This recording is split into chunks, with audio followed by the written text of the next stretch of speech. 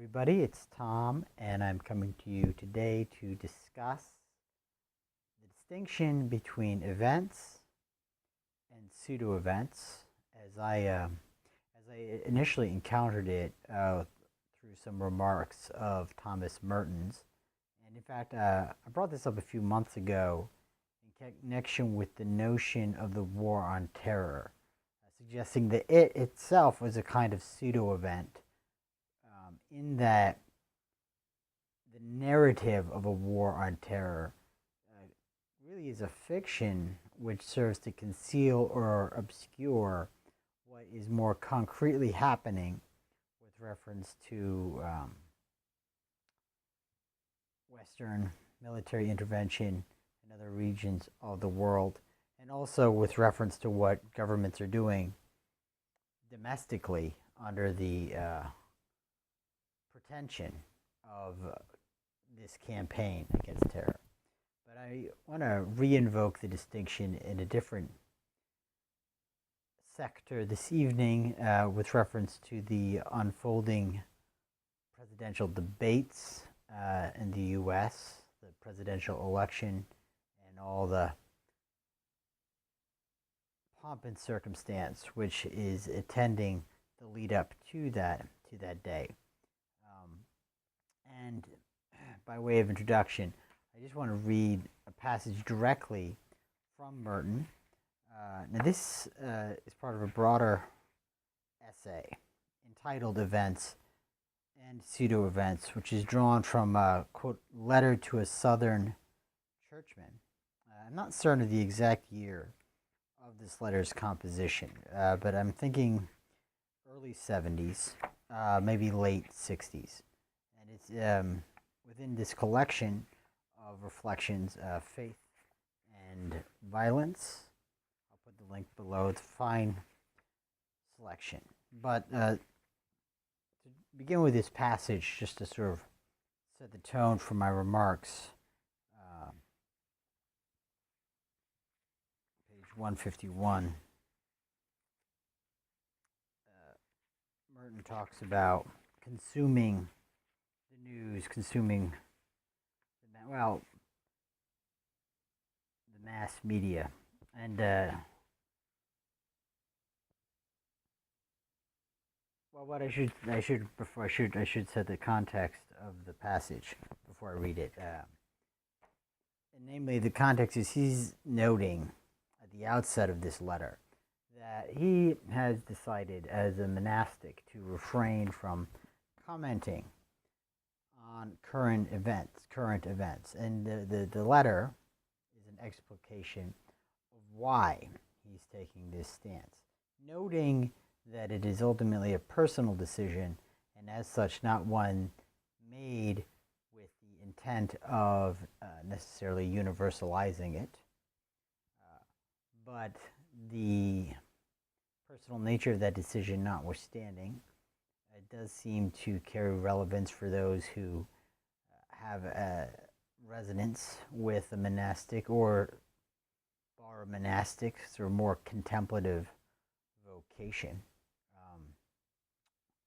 And that reason is one of attaining perspective, where you actually allow yourself a certain distance from the goings on in the world, not out of a sense of indifference or out of an effort to escape, but rather from an intent to realize a clarity which is not necessarily attainable when in the midst of the fracas, the throes of the melee, as it were. And this serves in a sense as a ground whereby to explain why a monastic or contemplative life, variously formed, is not de facto otiose or luxurious. Rather, it can be intimately connected with a vital concern in the world. Now, the nature of that connection is complex, especially because for Merton, he's speaking out of a specifically Christian, Catholic orientation. Nevertheless, I feel that here, what he's asserting has a currency that extends beyond those who are merely Christian or Catholic in their orientation. So said, let's turn to that passage where, after sort of sketching that by assuming a contemplative orientation, you can come to a different relationship with what is being unfolded in the mass media. And this is where we have an opening onto this distinction between events and pseudo-events.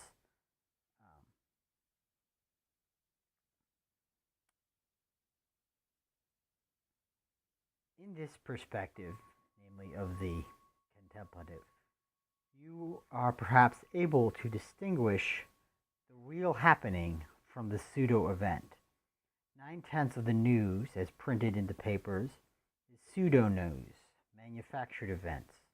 Some days, 10/10, the ritual morning trance in which one scans columns of newsprint, creates a peculiar form of generalized pseudo-attention to a pseudo-reality. The experience is taken seriously. It is one's daily immersion in, quote, reality, unquote. One's orientation to the rest of the world, one's way of reassuring himself that he has not fallen behind, that he is still there, that he still counts.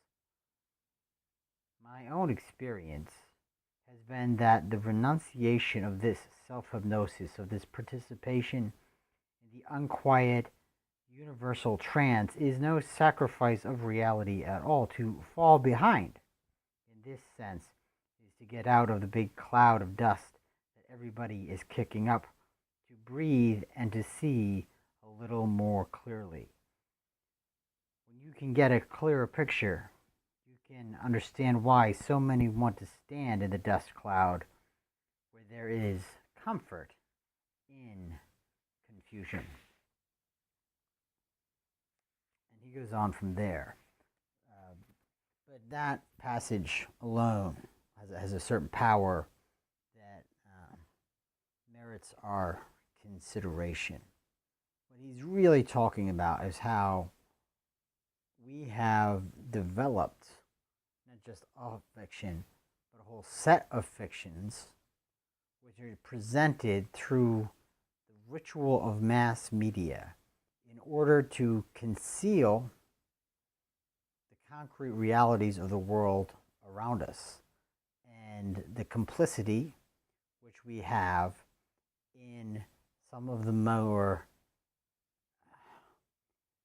nefarious or ugly or infelicitous aspects of that world. Now here we come to attention about, one could say, specifically a Christian orientation, but you could also generalize this, I think, to tack it on to specifically, or more broadly, a religious orientation, or you could say that the dilemma, which I'm about to describe, can also elicit different secular responses, drawing on, for example, the existentialist tradition. But to begin by setting out the dilemma, what we have here is the matter of whether the world, the human world, is self-justifiable. Are we, as human beings, capable of navigating reality and society in a fashion that will enable us to move beyond the injustices, the evils, the wrongs, the sufferings, and the pains that we encounter as a result of decisions that we have made in the past? Or are those injustices, evils, wrongs, what have you, are they connected with our nature in a way that defies our ability to move beyond them, at least vis-a-vis our ordinary understanding of what capacities we have with which to work? The Christian response to this question is no. Now, that no can be styled in different ways, whether you're moving within a Catholic or Protestant trajectory, but for the purpose, for present purpose, abstracting from which of those valences with which one resonates, what is posited is that ultimately you have to establish a relationship with a kind of transcendent ground, which is identified with the person of Christ in the Christian tradition, in order to engage and cope and meet the world where it is. Not even necessarily succeed in overcoming the wrongs and sufferings of the world, but at least be able to look at it with eyes wide open. And in turn, the notion is that through that openness and through an acceptance of that transcendent ground, you will actually perhaps enter a space where the circumstance could be ameliorated. But this amelioration, strangely, really isn't the main point. It's gravy, as it were. Be great, but the main point is to actually deal with what's right in front of us. And what's right in front of us is a scenario where we are, to paraphrase a phrase from the essay, we are alive to the fact that we are in an inescapably evil situation. And not just, that we're all in it, that we all have blood on our hands. And this insight, as it were, into a kind of human imperfection that has cascaded into the present situation has the paradoxical consequence of enabling us to approach our fellow human beings with a greater and more embracing compassion. And whether that embracing compassion derives from the mediation of that transcendent ground of one way or the other is something of an open question. But whatever the resolution of that open question may be, one thing is clear, that insofar as we can shift ourselves into this differential perspective, we are no longer acting in a way which indulges the fictions of self-sufficiency that are integral, or that rather the pseudo-events, the pseudo-narratives, the pseudo-news that we have foisted upon us and which we imbibe with a certain enthusiasm conveys, right? All that stuff is to give us a sense that we can control what's unfolding, So now we turn more specific. And now that's sort of roughly a Christian or religious response. I noted that there's a third term where you can acknowledge that you are not in control of the situation, that there is something other that is confronting you. You can place it under different rubrics, such as the rubric of the absurd, as you find in someone like Camus. And the notion is simply to abide and acknowledge the encounter with this other, with the absurd, with that which is beyond your own contingency. And then, just acting as best as you will, in light of the fact that you realize that you are moving from a space of contingency, a space of finitude and imperfection, but that you are going to act in a manner which lives without appeal. If there's a transcendent ground, that's great.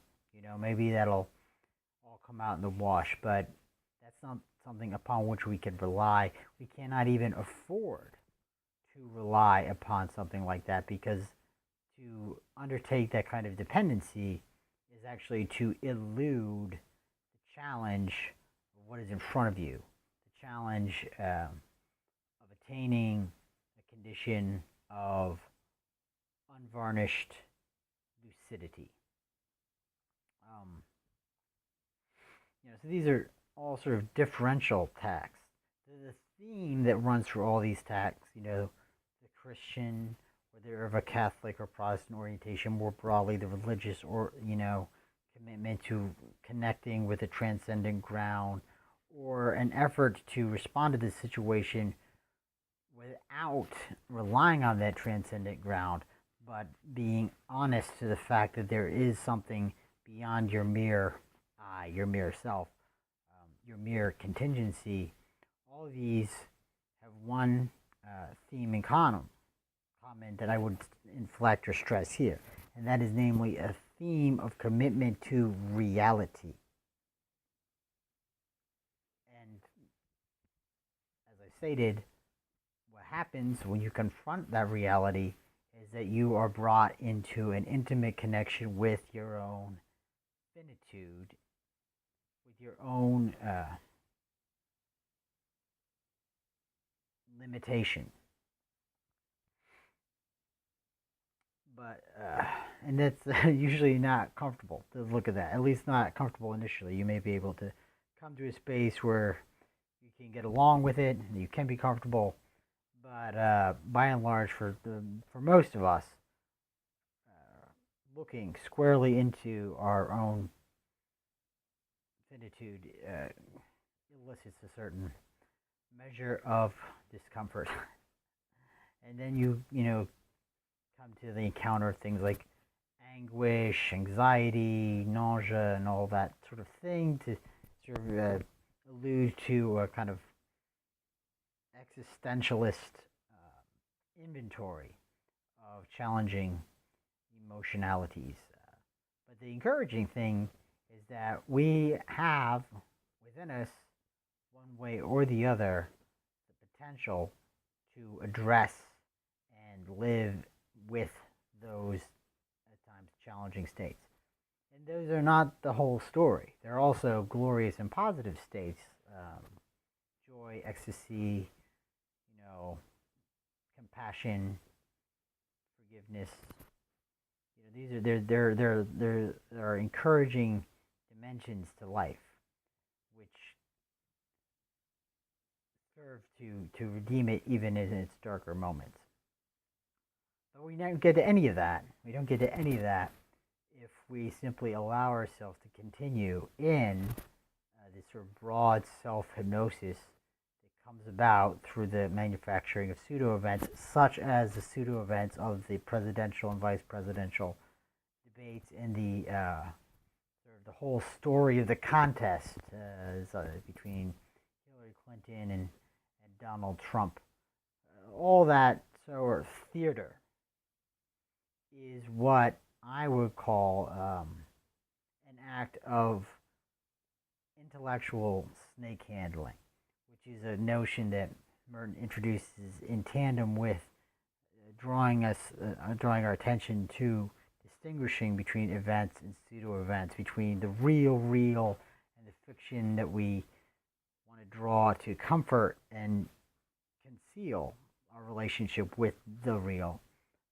And this notion, intellectual snake handling, is a way of saying, look, here's what happens when we are confronted in a nearly unavoidable way with the porosity, the inadequacy of our fictions.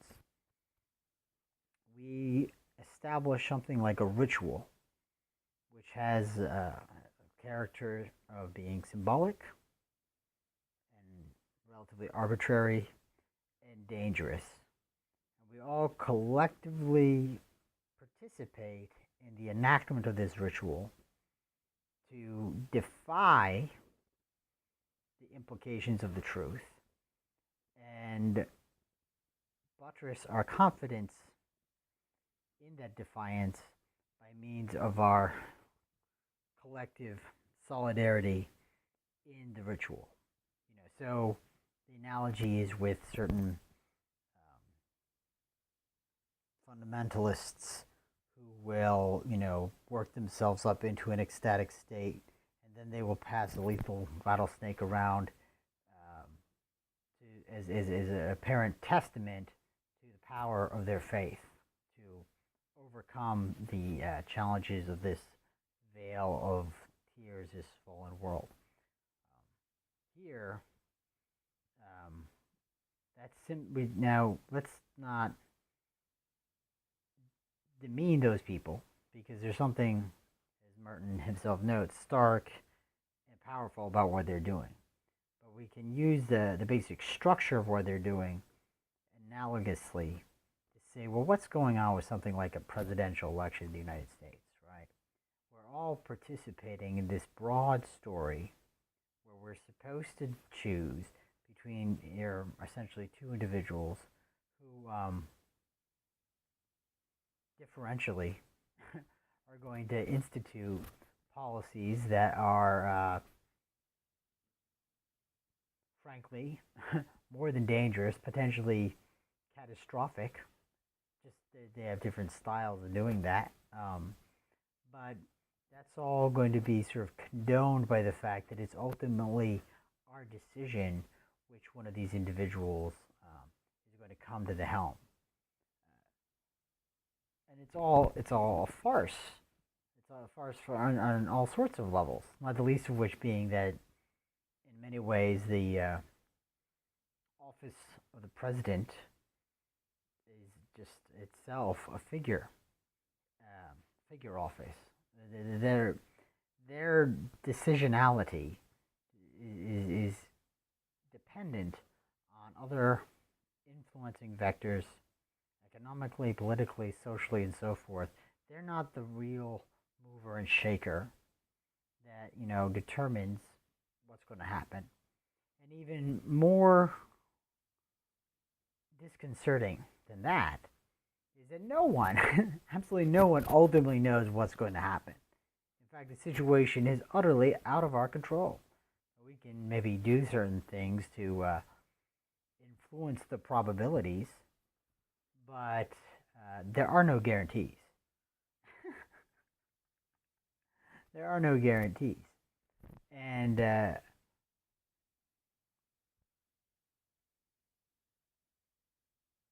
is a resistance to looking squarely at the fact that we are in such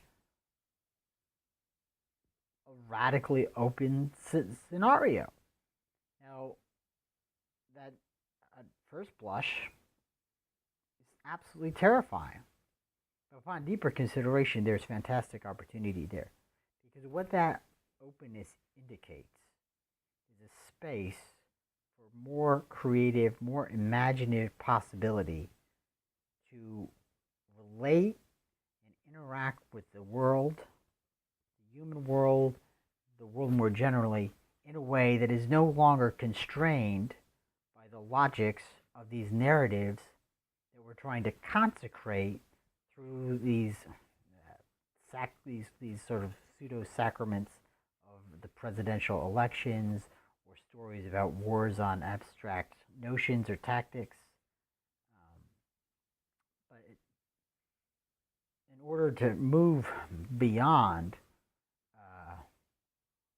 our ensconcement within those fictions is to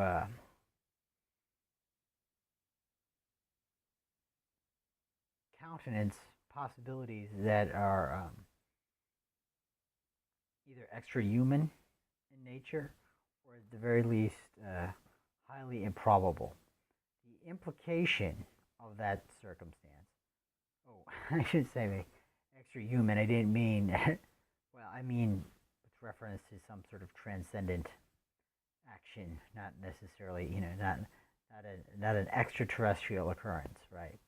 So there are, natural phenomena that could have powerful implications, like an asteroid hitting the Earth, or a massive volcanic explosion that could certainly sort of shuffle the deck in a very different way. Anyway, setting it all aside, the thing is that the paradoxical implication of realizing how open our situation is comes to that we have a dramatic responsibility as individuals to relate with the world in a very lucid and open-eyed manner with reference not only to ourselves, but to how we relate with other people and how we carry forth our own speech after a fashion which no longer indulges the perpetuation of these pseudo-events and these pseudo-narratives. But in order to proceed to a place where we can effectually do that, we have to become uncomfortable, at least initially. The good news, I think, is that on the other side of that discomfort, there is a remarkable freedom. But unfortunately, I think that there's only minimal discourse about moving into that space of discomfort. And for this reason, I think an author like Thomas Merton is very useful. And I would exhort you all to maybe check him out and other people like him, people like Dietrich Bonhoeffer, for example, or people from other traditions such as Thich Nhat Hanh, or someone like Camus, or Sartre, or Gabriel Marcel, people who have taken the time to really look at these darker, more difficult facets of our life, not to glorify them, not to put them on some sort of pedestal, but to realize that in order to come to a